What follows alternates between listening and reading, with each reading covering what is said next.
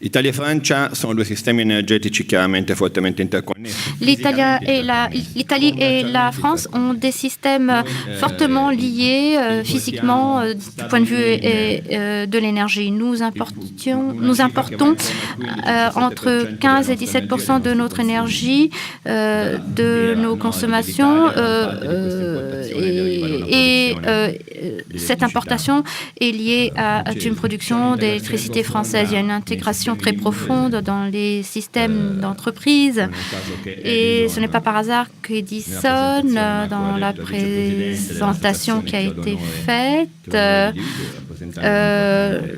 je représente donc Engie, qui fait partie de notre association. Eh bien, Enel, dans cette phase d'évolution internationale, a pu avoir une présence en France très importante, surtout dans une période qui semble assez lointaine.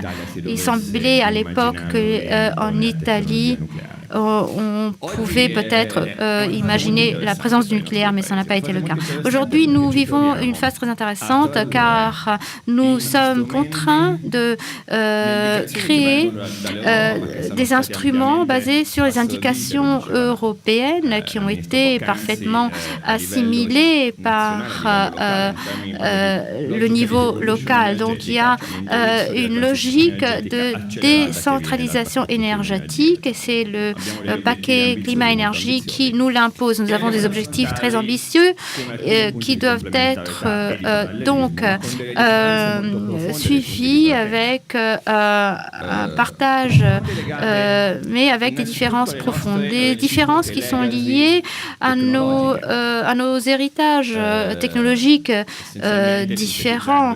En résumant, donc, la France a fait le choix nucléaire qui est très fort et qui lui donne des avantages importants d'un point de vue économique, surtout.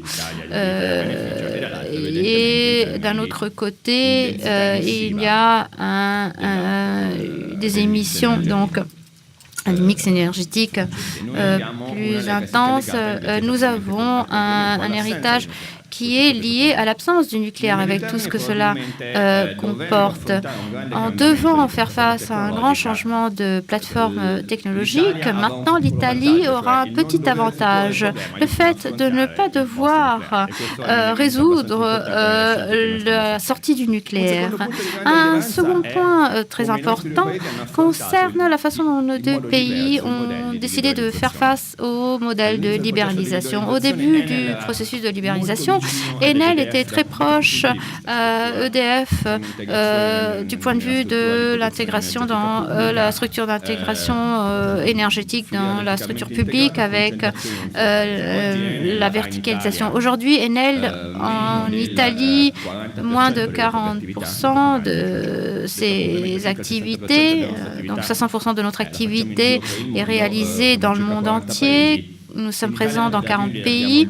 En Italie, nous avons un 20% de la part de marché mondiale dans la production. Donc, entre-temps, dans notre marché, il y a eu de grandes transformations et ceci a comporté donc des choix dans le développement, par exemple, des renouvelables. Nous avons aujourd'hui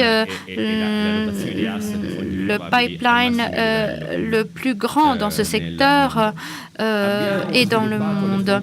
Nous avons développé les renouvelables de manière très forte. 40% de notre production en Italie est liée aux renouvelables par rapport aux 20% en France, si je ne m'abuse. Il y a eu un développement frénétique lié certainement aux mécanismes d'aide très généreux qui ont fait que notre système maintenant peut compter sur 1 million de centrales entre grandes centrales et petites centrales. Et donc, en dépit de grandes difficultés, nous avons pu compter sur une structure très avancée d'un point de vue de l'innovation, de la digitalisation. L'Italie, donc, a fait ce qu'elle a pu avec les moyens du bord et en fonction des initiatives, nous avons un niveau très élevé d'efficacité énergétique. En ce qui concerne la production d'énergie, la présence donc de la production au système britannique, par exemple, est nettement inférieure par rapport à l'Italie. Donc nous avons des points de force, des points faibles et des points forts, mais l'Italie tient compte de tous ces aspects et l'analyse de Marco Margheri entre plan et stratégie était fondamentale. Entre un document Word et un document PowerPoint, il y a également une différence, mais ce n'est pas comparable. J'espère que nous saurons faire cette définition de façon plus précise. En ce qui concerne la SEN, nous avons donc un objectif de développement des ressources renouvelables. Nous devrions avoir un 55% de renouvelables à horizon 2030 basé sur le mix et donc au niveau européen 27%. C'est ce qui a été dit avant-hier.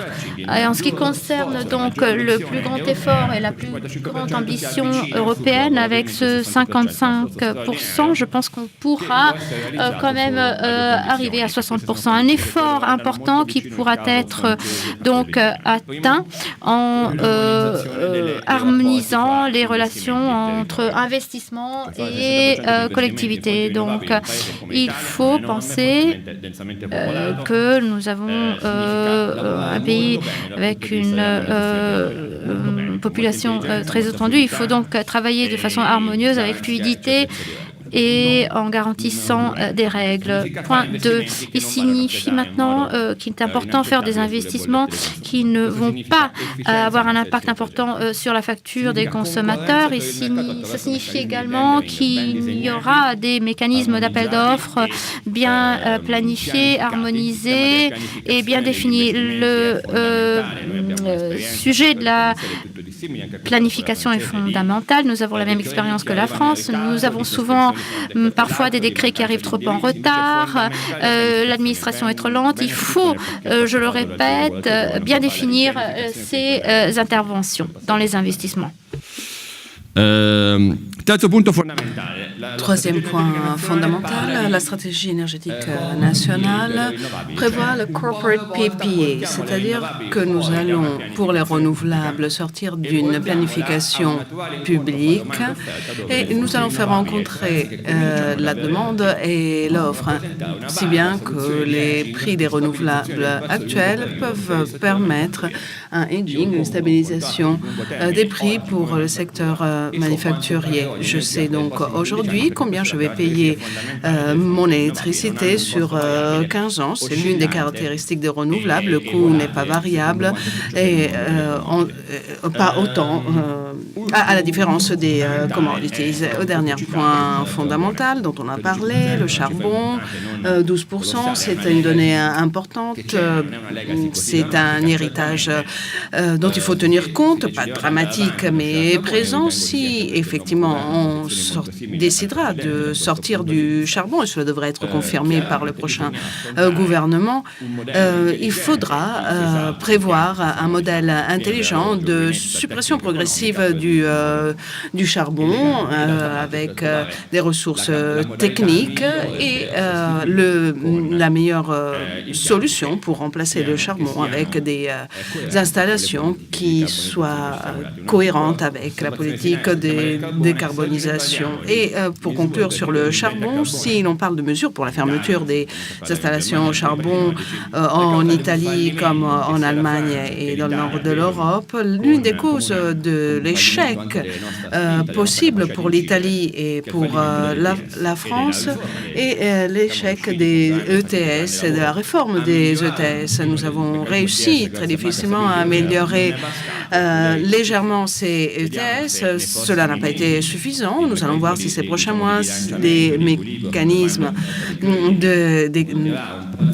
d'équilibre entre demande et prix amènera à des mécanismes un petit peu plus robustes. Mais en tout cas, c'était bien le levier pour progressivement réussir non seulement en France, mais aussi en Italie, à sortir du charbon lignite. En France, avec la France, avec l'Italie, nous avons travaillé main dans la main, surtout la France, mais en tout cas, nous, en tant qu'entreprise, nous avons toujours soutenu la réforme de l'ETS, mais je pense qu'il y a encore une bonne marge de travail en Europe.